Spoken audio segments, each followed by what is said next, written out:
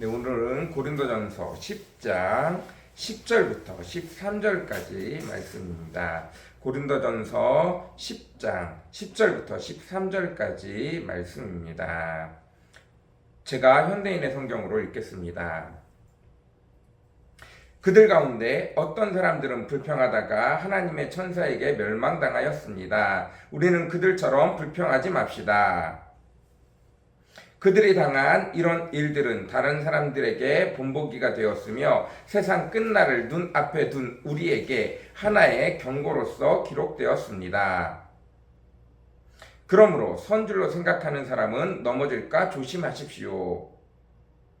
여러분이 당한 시험은 모든 사람들이 다 당하는 시험입니다. 하나님은 신실하신 분이시므로 여러분이 감당할 수 없는 시험 당하는 것을 허락하지 않으시고 여러분이 시험 당할 때 피할 길을 마련해 주셔서 감당할 수 있게 하실 것입니다. 아멘. 네, 오늘은 고린도전서 10장 10절부터 13절까지 말씀입니다. 고린도전서 9장 저 뒤에부터 지금 10장 13절까지는 모두 다 한 내용입니다.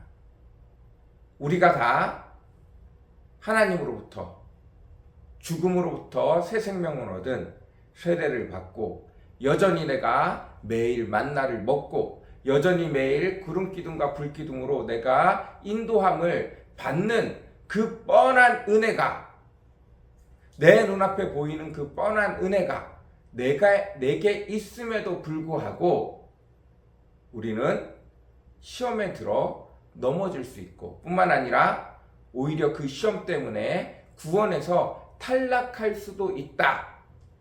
사도 바울이 그걸 너무나 두려워한다.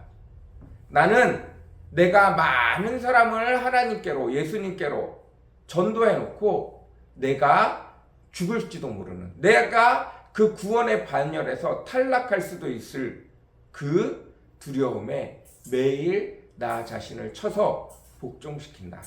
왜냐하면 하나님의 은혜가 아니고서는 내가 여전히 구원받기에 합당한 존재가 아니고 그 시험들이 올 때마다 내가 너무나 쉽게 탈락될 수밖에 없는 연약한 인간인 것을 내 스스로 경험하고 있기 때문이다.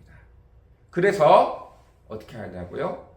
내가 다름질하는 운동선수와 같이 뒤를 돌아보지 않고 앞만 향해서 열심히 내가 천국에 갈 때까지 달려가기를 바란다 라고 이야기하고 있습니다. 그리고 오늘은 그것들의 마지막 시간으로 마지막 시험에 대해서 얘기하고 있습니다. 10절 그들 가운데 어떤 사람들은 불평하다가 하나님의 천사에게 멸망당하였습니다. 우리는 그들처럼 불평하지 맙시다. 자, 여기는 두 가지가 나와요. 어떤 사람들은 불평하다가 이스라엘 백성이 광야에 나가서 무슨 사건이 있고 하나님과 대립이 일어나고 하나님이 이건 아니다 라고 말할 때 거의 모든 것들은 불평이에요. 불평. 그래서 어떤 사건도 불평이 빠지지 않아요. 그래서 거의 대부분은 불평인데 불평으로 놓을 것인가 아니면 불평한 것 중에서 하나님의 천사에게 멸망당했다. 멸망당한 사건을 찾을 것인가 하나님의 천사에게 멸망당한 사건을 찾을 것인가 또 이렇게 놔두고 보면 하나님의 천사가 직접적으로 개입해서 심판을 했다라는 장면은 또 흔하지 않아요. 딱 하나님의 천사가 개입해서 이렇게 심판했다라고 하는 장면이 광야에서는 찾기가 어려워요. 그런데 하나님의 심판은 있었는데 누가 한지를 모르는 심판들은 있어요. 뭐 가령 이런 거예요. 메추라기를 먹었는데 그때 하나님께서 탐욕을 부린 자들을 심판하셨다라고 하셨어요. 근데 이 탐욕을 부린 자들을 어떻게 무슨 방법으로 심판했는지 나오지 않았어요. 이게 천사가 심판했을 수도 있어요. 또 이스라엘 백성이 모세가 십계명을 받으러 40일 올라갔을 때 우상을 섬기며 놀고 뛰놀았어요.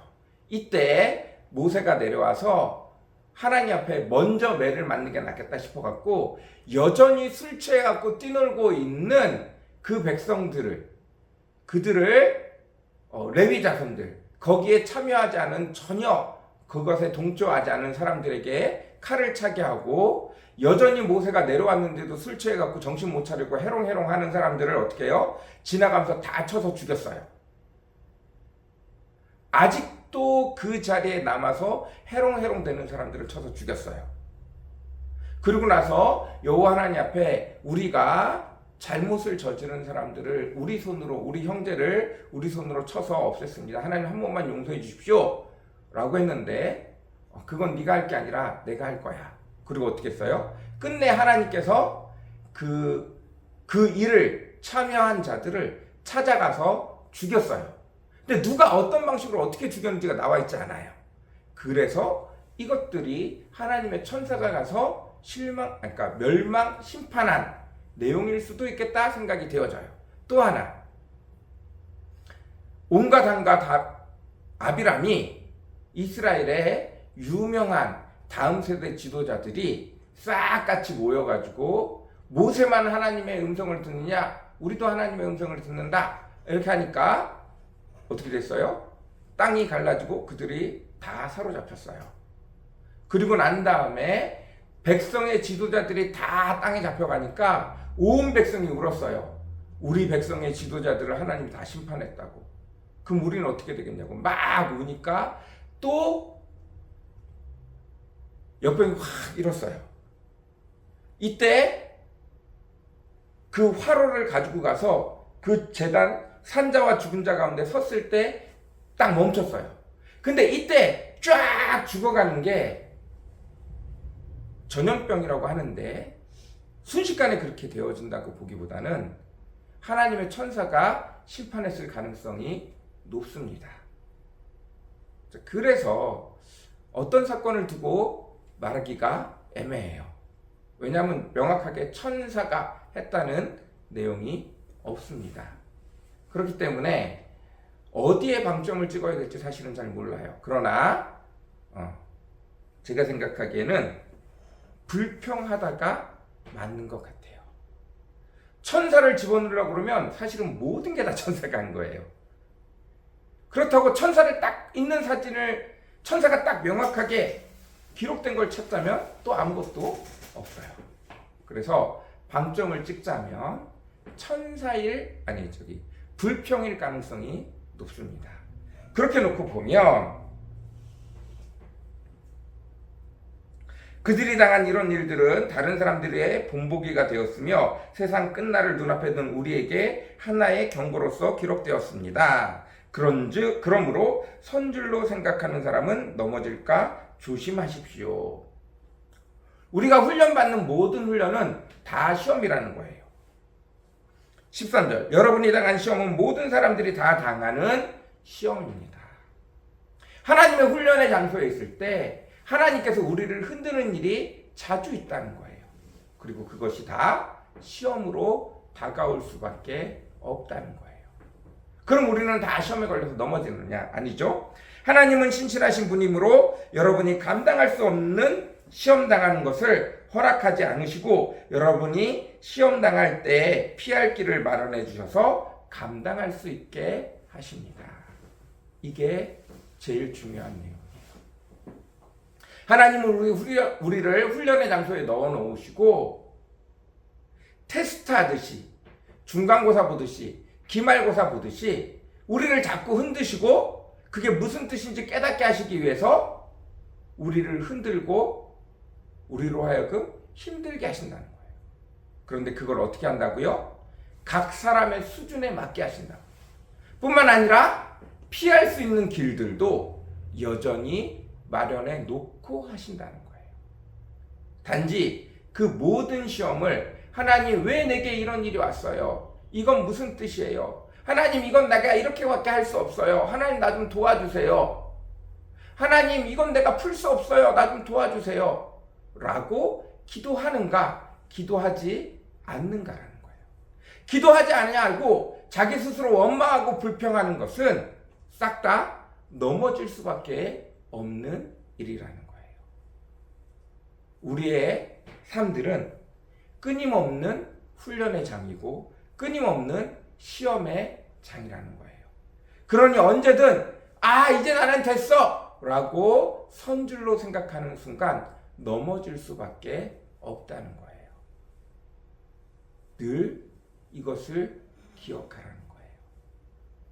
그래서 무슨 일이 생겼을 때 불평하지 말고 하나님 앞에 있는 그대로 다 가지고 나아가며 하나님이 이미 우리에게 작정한 시험과 그 시험의 뜻과 그 시험을 통해서 우리가 배워야 할 것들과 그리고 절대 그곳에 쓰러지지 않도록 피할 길들을 준비하고 계신다는 사실들을 기억하시기 바랍니다. 우리에게 넘어지라고 주는 시험이 아니에요. 우리에게 그 시험에 걸리라고 주는 시험이 아니에요. 우리를 더 큰 축복으로 나아가게 하기 위해서, 나의 한계를 넓히기 위해서, 나의 갇혀있는 것들을 풀어주기 위해서, 나의 묶여있는 부분들을 풀어주기 위해서 하나님께서 나를 더 키우시는 방편으로, 성장통으로 시험을 주신다는 사실을, 훈련을 주신다는 사실을 늘 기억하시기 바랍니다. 그리고 그 시험이 늘 언제나 내가 앞만 보고 달려가지 아니하면 세상 사람들에게 똑같이 휘둘리며 반드시 넘어질 수밖에 없는 시험이라는 사실들을 기억하시고 하나님을 향하여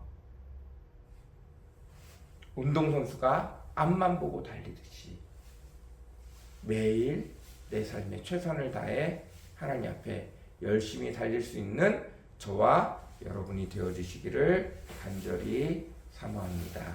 같이 기도하겠습니다. 사랑과 은혜가 풍성하시고 거룩하신 주님, 사도 바울이 늘 언제나 최선을 다하여 하나님의 백성들을 전도하기 위하여 애쓰지만 그와 동시에 자기가 하나님 앞에서 충분히 떨궈질 수 있을 만큼 연약한 자인 것, 부족한 자인 것, 지혜 없는 자인 것, 어리석은 자인 것을 깨닫고 하나님, 날 언제나 붙들어 주십시오. 날 언제나 불쌍히 여겨주십시오.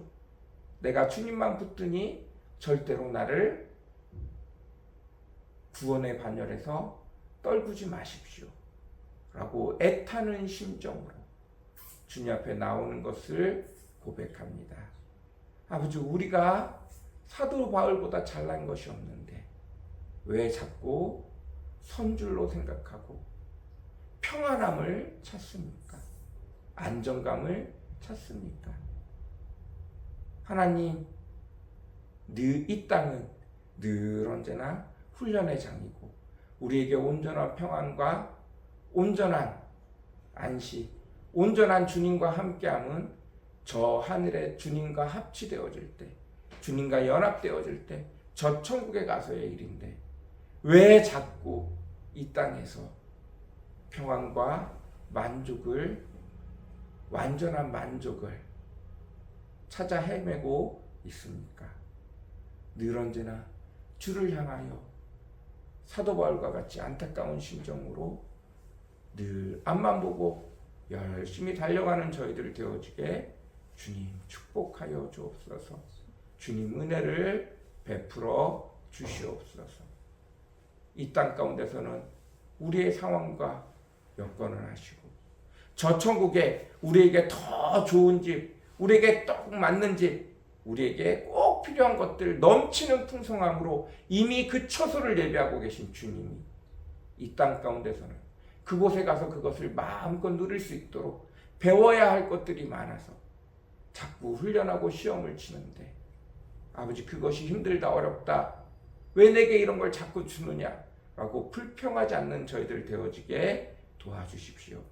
기쁨으로 감사로 마땅히 겪어야 될 훈련과 시험들을 하나님을 믿고 신실하게 그 하나님 앞에 내 상황을 정직하게 다 내어놓으며 달려갈 줄 아는 저와 우리 성도들 되어지게 주님 오늘도 축복하여 주옵소서.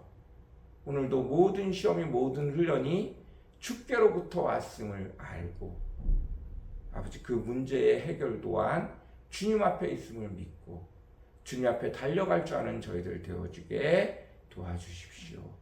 오늘도 주님과 함께하는 귀한 하루 되어지기를 원합니다. 감사합니다. 예수님의 이름으로 간절히 기도드렸습니다. 아멘.